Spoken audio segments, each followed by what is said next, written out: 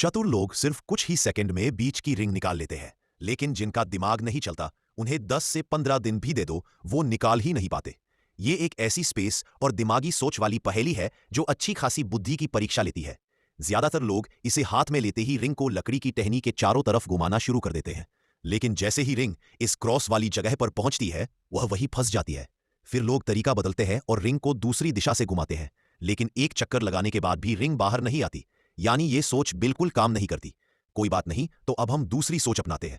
पहले छोटी टहनी को निकालकर देखने की कोशिश करते हैं, लेकिन दाएं से करें या बाएं से टहनी निकल ही नहीं पाती। यहां तक पहुंचते पहुंचते 90% लोग मान लेते हैं कि ये रिंग तो कभी नहीं निकलेगी और हार मानकर छोड़ देते हैं।